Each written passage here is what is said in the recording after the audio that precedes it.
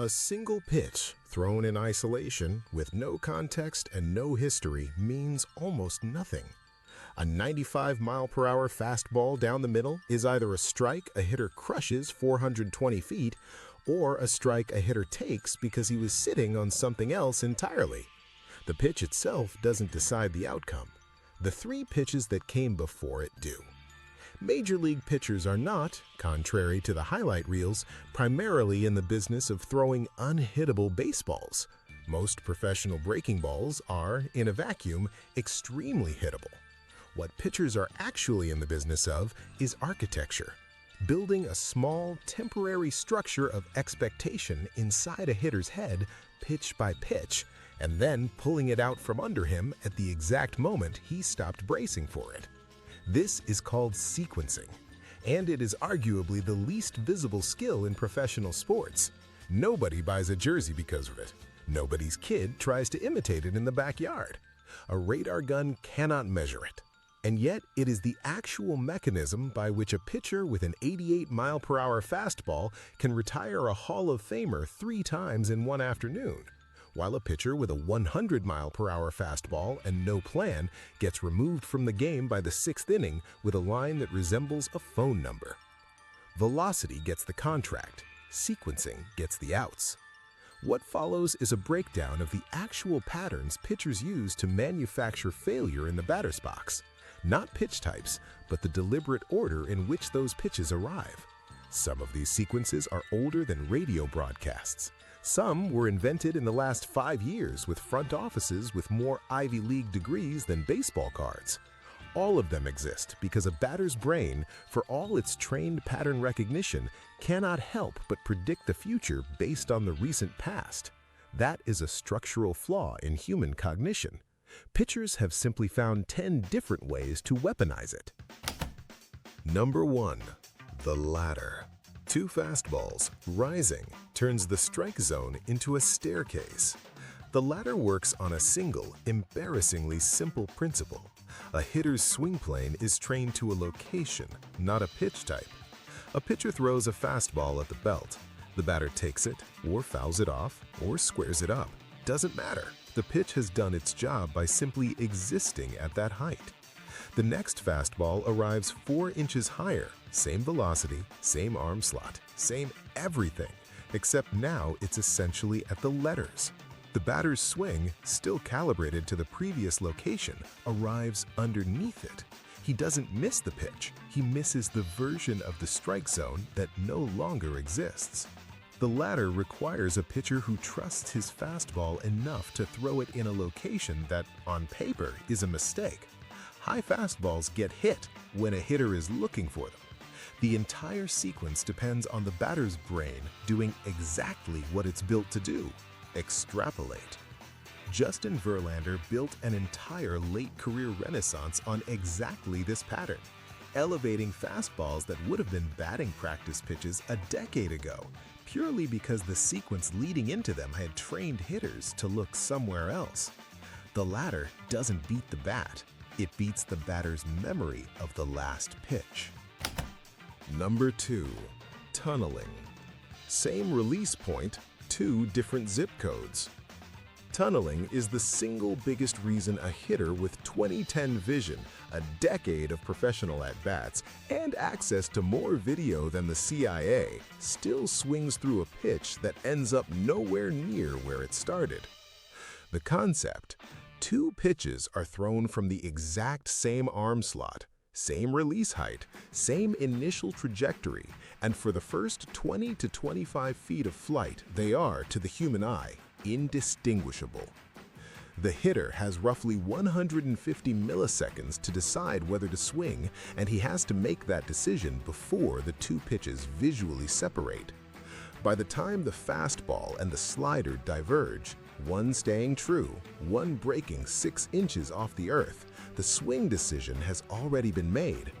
He is now physically committed to a pitch that no longer exists. Greg Maddux built a Hall of Fame career on tunneling before anyone had invented the word for it.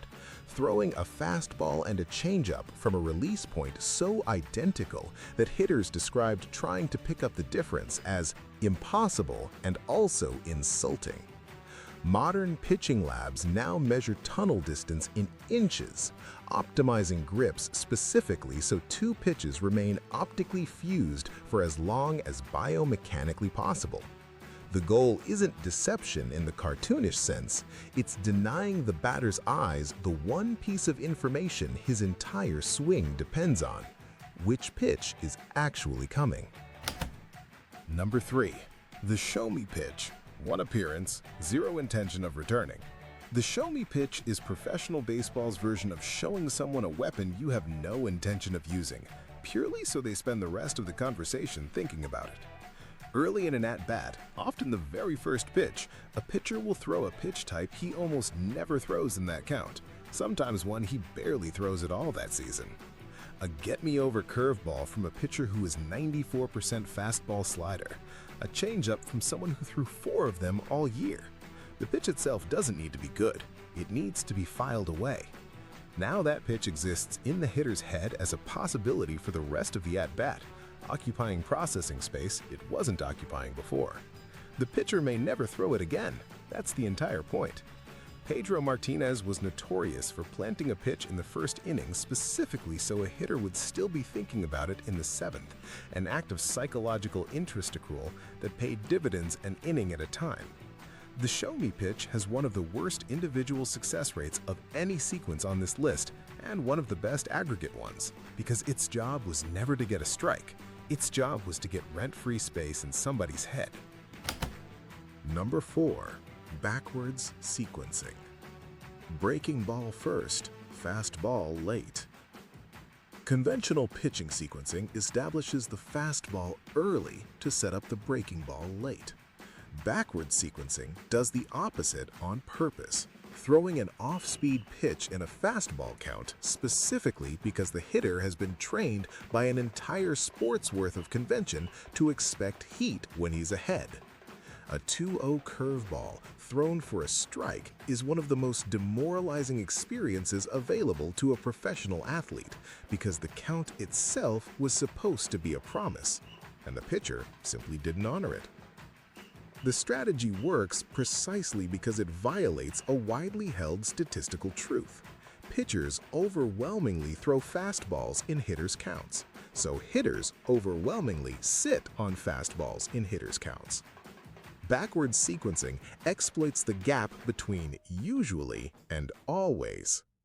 Zach Greinke built a reputation as one of the league's most cerebral pitchers, largely by refusing to be predictable inside the count itself, treating a 3-1 changeup not as a risk, but as the single least expected pitch he could throw in that exact moment. The hitter isn't beaten by velocity or movement, he's beaten by an assumption he didn't know he'd made. Number 5. The 0-2 waste pitch. A pitch designed entirely to not be hit. Every hitter understands, on some level, that an 0-2 pitch is rarely a real pitch. It's frequently a fastball at the eyes, or a slider in the dirt, or something bounced 6 inches off the plate that no sane person should swing at. And yet, across the history of professional baseball, hitters have been chasing 0-2 waste pitches out of the strike zone at rates that suggest the human nervous system simply cannot fully suppress the instinct to defend the plate once it's been conditioned to expect a strike. The waste pitch isn't wasted at all. It's a sequencing tool disguised as a mistake. By throwing a non-competitive pitch after 2 strikes, a pitcher forces the hitter into a binary trap. Chase a ball he shouldn't, or take it, and now face a full arsenal of actual strikes with 2 strikes already against him. Either outcome favors the pitcher. Nolan Ryan, who struck out more batters than anyone in the history of the sport, treated the 0-2 count less like an opportunity to finish an at-bat and more like an opportunity to remind a hitter that the previous 2 pitches were the real ones, and this one wasn't required to behave. Number 6. The double down. Same pitch, same location, twice in a row. Pitching coaches spend entire careers preaching variety, which is precisely why throwing the identical pitch in the identical location on back-to-back throws works as well as it does. Hitters have been conditioned to expect the sequence to change. A slider away, thrown for a called strike, is supposed to be followed by something else. When it's followed by the exact same slider in the exact same spot, a hitter who correctly identified the first pitch and simply missed his timing on it will often make precisely the same read and precisely the same mistake because his brain has already filed that pitch as seen and moved on to anticipating the next one. The double down is a low-risk, low-glamour sequence, and it will never appear on a highlight reel because there's nothing visually dramatic about a hitter being fooled by a pitch he'd already seen 30 seconds earlier. But bullpen coaches track it obsessively because it is one of the few sequences that punishes a hitter's intelligence rather than his eyesight. He was right about what was coming.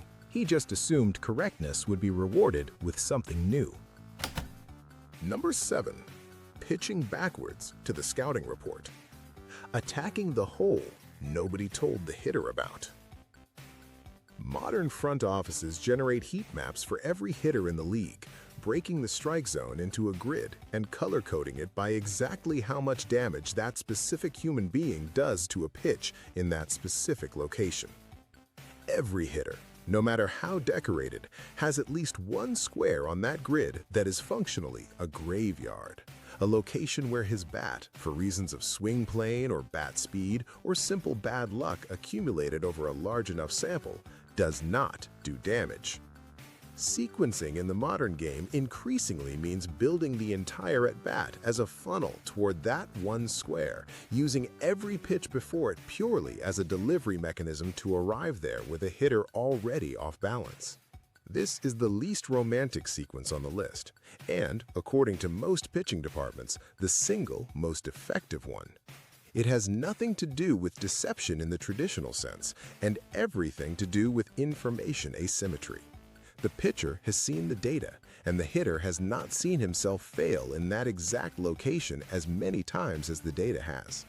Some hitters spend entire seasons being quietly funneled toward the same 6 square inches of the strike zone by pitching staffs across the league who have never spoken to each other, but all have read the same spreadsheet.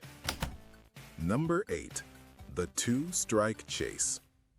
Expanding the zone, one pitch at a time. Once a hitter reaches 2 strikes, the entire geometry of the at-bat changes, and pitchers sequence accordingly. Rather than throwing one pitch just off the plate, an effective 2-strike sequence walks the ball progressively further from the zone across consecutive pitches, each one just barely more of a ball than the last. While the hitters protect the plate instinct, the one drilled into him since childhood, overrides his ability to recognize that the pitch keeps getting worse. He isn't chasing one bad pitch, he's chasing a slowly worsening trend that never presented itself as a single, obvious mistake. This sequence depends entirely on patience, which is why it's more associated with control pitchers than power arms. There is no velocity involved in convincing someone to expand their strike zone 8 inches over the course of 4 pitches. It is simply a very slow, very deliberate negotiation in which the pitcher keeps asking for slightly more, and the hitter, conditioned to defend the plate at all costs, keeps agreeing. Number 9. The setup. Fastball to the put-away breaking ball. The oldest sequence in the sport, still undefeated. Strip away everything else on this list, and you're left with the foundational sequence that every single one of the others is a variation of. Establish velocity, then remove it. A fastball early in the count thrown competitively enough that the hitter has to respect it buys the pitcher the single most valuable commodity in the sport, a batter whose weight and swing timing are now calibrated to a speed the next pitch will not be. Everything after that first fastball is an exercise in not honoring the promise it made. This sequence is old enough that nobody can properly credit its invention, which is fitting, because it doesn't actually require innovation. It requires only that the pitcher throw a real fastball, credibly, often enough in account that the hitter cannot simply ignore it and sit on the breaking ball instead.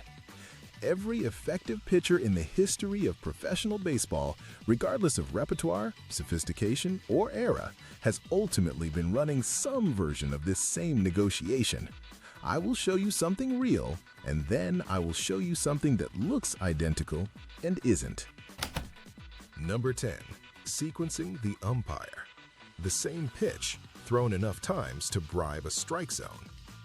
This sequence doesn't target the hitter at all. It targets the person standing behind the catcher with a mask on. And it is rarely discussed in public because admitting it works is roughly equivalent to admitting the strike zone is a suggestion.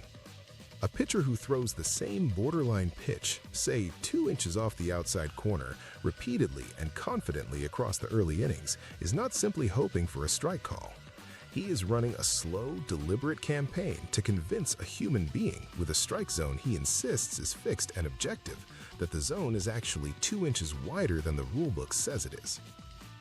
Umpires are not machines, regardless of what the automated strike zone lobby would like you to believe, and a pitch called a strike in the first inning tends to get called a strike again in the 7th at the same location because human judgment anchors to precedent whether it wants to or not.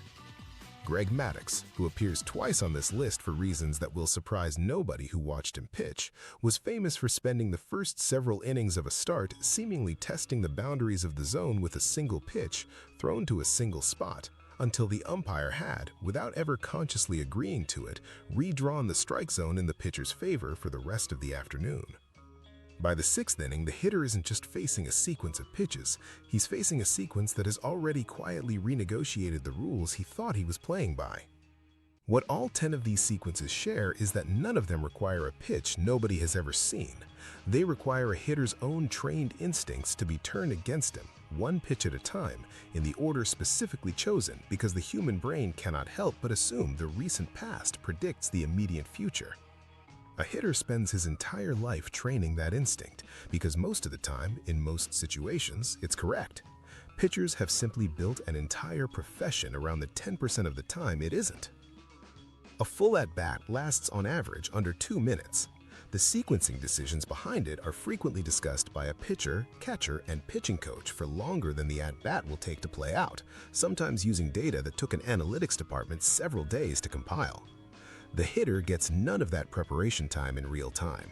He gets a signal, a windup, and roughly 400 milliseconds to decide whether his last correct read is still correct. It usually isn't.